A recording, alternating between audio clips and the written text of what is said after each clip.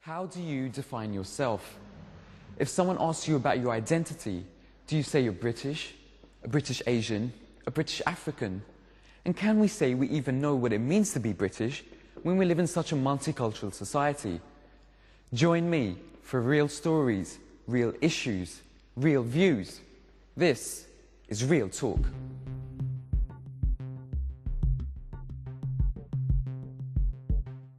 Welcome to the show. I'm your host Ghalib Khan, and on today's Real Talk, we're discussing identity and what it means to you. Now, as people travel the globe, the societies we live in become more and more diversified. Some people see this as a positive thing. At the end of the day, the more we understand about each other, the better we can get along. But how far should we go to integrate ourselves, and at what cost? On today's show, we're discussing what it means to be British and if our cultural commonalities can bring us together towards a more unified society. On today's show, we've got Dan Whittle, Executive of the Young Fabians, a policy think tank.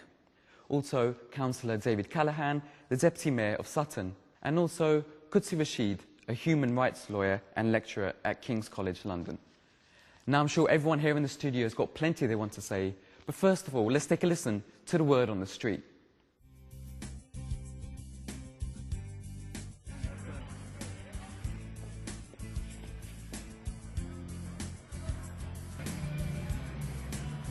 Queuing in line, red letter boxes, fish and chips and cricket are all associated with British stereotypes.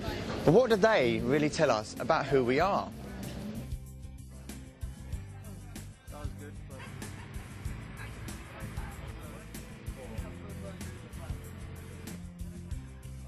Britishness means so many things to so many people that we can ask ourselves the question, does it actually mean anything at all?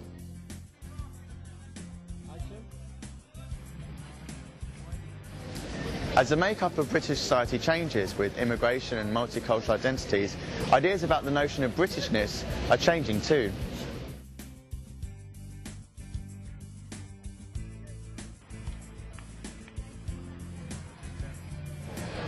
In the interest of a united Britain, does the UK have to return to its core British values, or should Britain's identity change with its population? Thanks, mate. Thank you. Should a British identity even exist? Britain is made up of so many cultures today. In London alone, it is said that there are people originating from every country in the world. We're asking the public what they identify Britishness as. What does it mean to be British? Meaning that you support your queen and country, I suppose, in terms of feeling proud. I'm still really finding out what it means to be British. Like, anyone can be British now. Yeah, okay. And it's like, does it make you British if you were born in this country but you live somewhere else? Goodness, yeah, I think it is relevant because I think more as Europe changes and becomes a Europe of the regions, I think everybody's personal identity is relevant and important. Yeah. I think it marks quite a lot about who you are and what you do. Is identifying yourself with the people who are, well, basically just nationals. Is knowing the language, is knowing the people. Do you feel British? Yeah, well, I am, because I was born here, and my history is like British anyway, so Yeah. I'm Anglo-Indian, so your kind of connections with British ancestors and Irish. From our answers and opinions on the streets, it's obvious to see there's more to being British than just religion or culture. It's not just about stereotypes or citizenship, it's about living under the same set of values and moving in the same direction. Back to the studio. Well, there were some really interesting views there, and I want to throw this straight to the panel. Dan, what do you think it is to be British? I think it's really clear from the video that what we haven't managed to do is find a shared vision, a shared mission for this country, a shared set of values, actually. And I think there's a couple of reasons why that might be the case, and we saw it on there. There's a lot of diverse views on what it is to be British, and so if we define that in an exclusive way, then we're excluding some people. The other reason is because as British people, we don't necessarily like always discussing what's good about this country. We're quite modest in that way.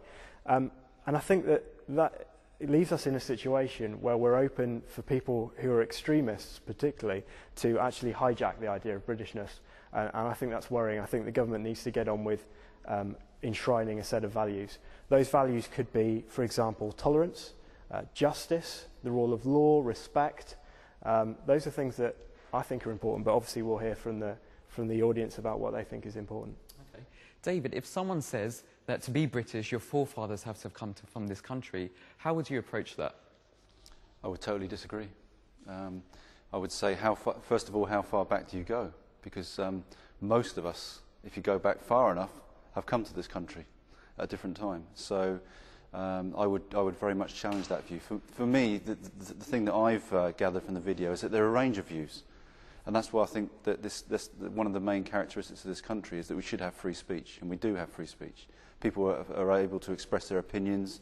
We have democracy. We have tolerance. We have those things. And for me, that's what's so great about being British. Okay. Now, Kudsi, you're a lawyer, so in legal terms, how can we define what it is to be British? I think when it comes to the legal aspect of it, I think there are certain legal definitions that are necessary for the good administration of the system. But I think when it comes to the concept of Britishness, I think it's a much more political, social concept.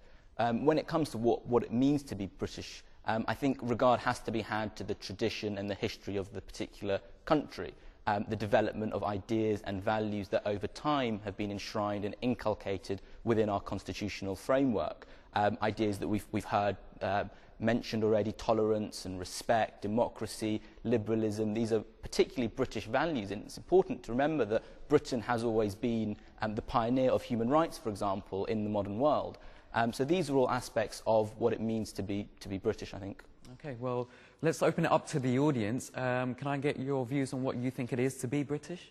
In my opinion, to be British, it shouldn't be just one core set of values. As Dan said, it should be open. It should allow others to incorporate their ideas, their cultures, their motives into the British society, such as in my family. I have two different backgrounds. My mother's Asian, my father's from North Africa.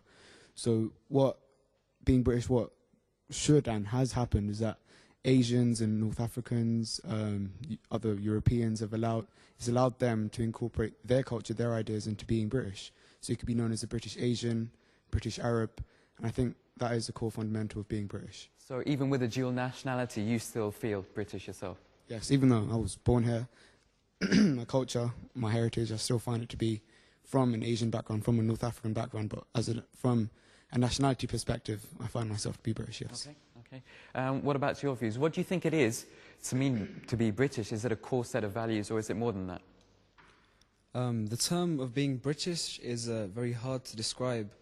As we saw on the video, everyone had a very different approach to what they thought the term British meant. This gives testimony to the fact that there is no core set of values, because every single person, especially sitting in this room, in the whole world, has a different idea and different concept of what a certain country means to them. Britain as a whole, London especially, is such a multicultural community, and this is what it means to be British. There are so many different cultures coming together. This is what makes Britain. Right, okay. So if I can turn to you, as a student, do you find it important to be British, or are you comfortable in your own identity? I consider myself to be sort of half British, half Asian, I would say.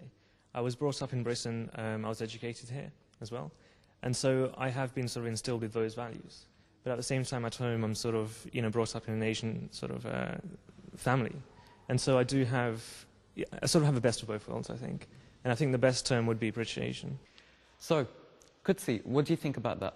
Just picking up on the point that was made there at the end of having the best of both worlds, I think that encapsulates it perfectly, because it's essentially a case of being able to pick out the best aspects of any culture and absorbing it within oneself and improving oneself. Historically, why people travel was to learn about other cultures and to adopt that themselves. We don't need to travel and do that now. We can see around ourselves all these different cultures, all these different identities, and we can take that on ourselves. And so rather than it being a danger, and rather than people who have indigenously been here, for example, rather than fearing new cultures coming in, it should be welcomed and appreciated and learnt from.